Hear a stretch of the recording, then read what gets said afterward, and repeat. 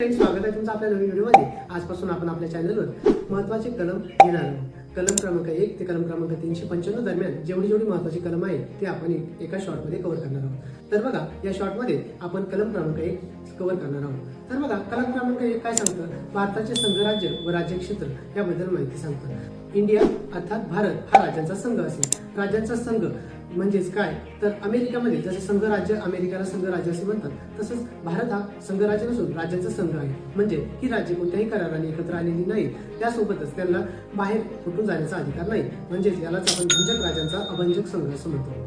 यामध्ये दोन भाग आहेत, भारताचे संघराज्य आणि भारताचे राज्यक्षेत्र।